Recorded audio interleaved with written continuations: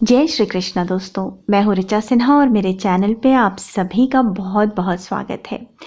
दोस्तों, व्रतराज जन्माष्टमी का महापर्व आ चुका है। भाद्रपद माह के कृष्ण पक्ष की अष्टमी तिथि को पूरे देश भर में जन्माष्टमी का महापर्व बहुत ही धूमधाम से मनाया जाता है। हमारे हिंदू धर्म में जन्माष्टमी व्रत की अत्यधिक महत्ता बताई गई है और इस वर्ष अर्थात 2022 में जन्माष्टमी का व्रत 18 अगस्त गुरुवार के दिन किया जाएगा।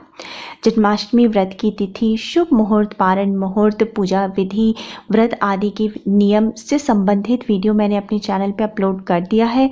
लिंक मैं आपको फर्स्ट कमेंट में दे दूंगी, आप चाहें तो देख सकते हैं। इस वीडियो में विशेष रूप से हम बात करने वाले हैं कि माँ लक्ष्मी को प्रसन्न करने हेतु, घर में सुख समृद्धि की वृद्धि हेतु माँ लक्ष्मी का सदा घर में वास रहे, इसके लिए आपको इस दिन कौन से छोटे छोटे उपाय करने चाहिए। साथ ही जो है भगवान श्री कृष्ण की पूजा किन चीज़ों के बिना अधूरी मानी जाती है, भगवान श्री कृष्ण की पूजा में आपको कौन सी चीज़ें ज़रूर अर्पित करनी चाहिए।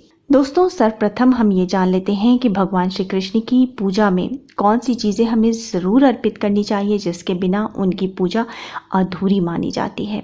बहुत शॉर्ट में बताऊंगी। सबसे पहले तो भगवान श्री कृष्ण की पूजा जन्माष्टमी के दिन हमें रात के समय निशिता काल में करनी चाहिए, क्योंकि ऐसी मान्यता है कि भगवान श्री कृष्ण का जन्म मध्य रात्रि में हुआ था। तो मध्य रात्रि की पूजा का विशेष महत्व है और जब आप लड्डू गोपाल की पूजा करते हैं तो वहाँ एक राधा और कृष्ण की भी एक मूर्ति ज़रूर रखें।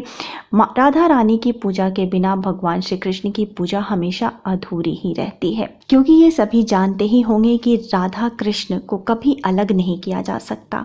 राधा कृष्ण मिलकर ही पूर्ण होते हैं। तो अगर आप सिर्फ लड्डू गोपाल की पूजा करते हैं या श्री कृष्ण की पूजा करते हैं तो आपकी पूजा अधूरी ही रहती है।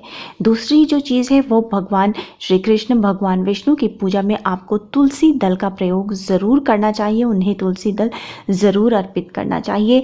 तुलसी दल अर्पित किए बिना भगवान श्री कृष्ण उस पूजा को स्वीकार नहीं करते हैं। तीसरी जो चीज़ है वो भगवान कृष्ण की बहुत ही प्रिय है, वो है मोर पंख और मुरली। तो आपको पूजा में भगवान श्री कृष्ण का जब आप श्रृंगार करते हैं तो उन्हें मोर पंख से ज़रूर सजाएं, मोर पंख अर्पित करें और मुरली भी ज़रूर समर्पित करें।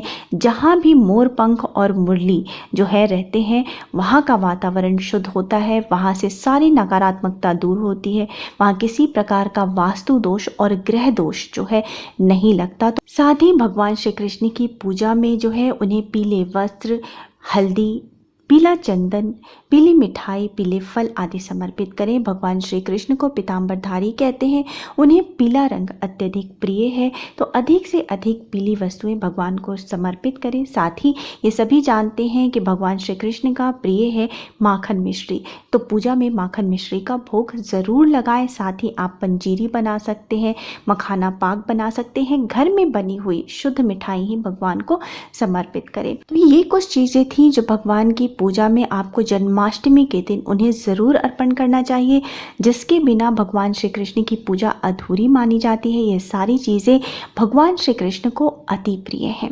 अब जानते हैं दोस्तों कि जन्माष्टमी के दिन आप माँ लक्ष्मी की कृपा प्राप्ति हेतु, घर में धन सुख समृद्धि की वृद्धि हेतु कौन से छोटे छोटे उपाय कर सकते हैं। हमारे हिंदू धर्म में श्री कृष्ण जन्माष्टमी के पर्व को बहुत ही प्रमुख माना जाता है और तंत्र शास्त्र के अनुसार किसी भी सिद्धि प्राप्ति या मनोकामना पूर्ति के लिए 4 रात्रियां सर्वश्रेष्ठ बताई गई हैं। काल रात्रि अर्थात दीपावली, दूसरी अहोरात्रि अर्थात शिवरात्रि और तीसरी दारुण रात्रि अर्थात होली और चौथी मोहरात्रि अर्थात जन्माष्टमी। मान्यता है कि जन्माष्टमी के दिन किसी भी प्रयोजन से किए गए उपाय निश्चय ही शीघ्र फलदायी होते हैं। इस दिन पूर्ण श्रद्धा से किए गए उपायों से द्वारकाधीश भगवान श्री कृष्ण के साथ साथ माता लक्ष्मी का भी आशीर्वाद प्राप्त होता है।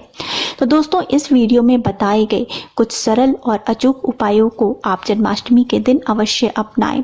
अगर आप धन यश की प्राप्ति की इच्छा रखते हैं तो आपको जन्माष्टमी के दिन एक बहुत ही सरल सा छोटा सा उपाय करना है। तो आपको करना क्या है, जन्माष्टमी के दिन आप सुबह सवेरे जल्दी उठें, स्नान आदि से निवृत्त होकर के स्वच्छ वस्त्र धारण करें। अब आपको भगवान श्री कृष्ण के मंदिर जाना है।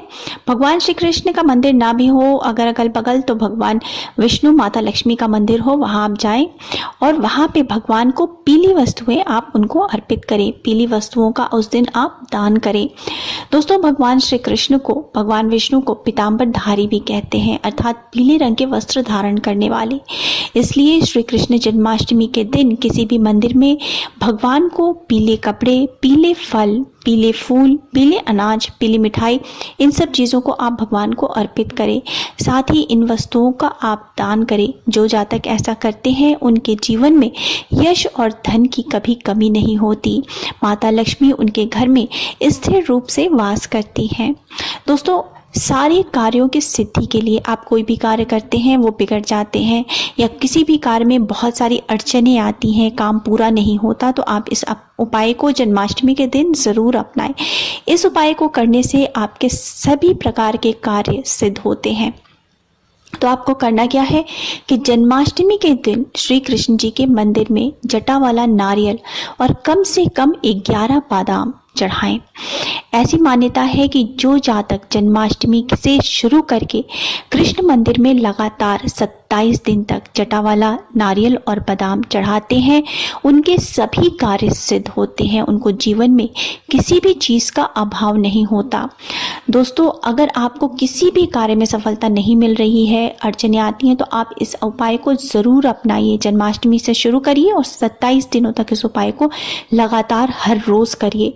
देखिए, आपके सारे बिगड़ते काम बनने लगेंगे। विपुल ऐश्वर्य और स्थायी सुख समृद्धि के लिए, स्थायी रूप से आपके घर में माता लक्ष्मी की कृपा बनी रहे, इसके लिए आप इस जन्माष्टमी को ये उपाय ज़रूर करें।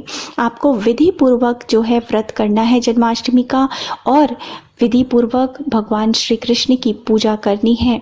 आपको करना क्या है, जन्माष्टमी की रात को 12 बजे, जब भगवान श्री कृष्ण का जन्म हुआ था, उस समय भगवान श्री कृष्ण का केसर मिश्रित दूध से अथवा पंचामृत से आपको अभिषेक करना है। फिर इसके बाद गंगा जल और साफ जल से आपको भगवान का अभिषेक करना है। उसके बाद भगवान का श्रृंगार करें, वस्त्र अर्पित करें, भगवान को झूले पर बिठाएं।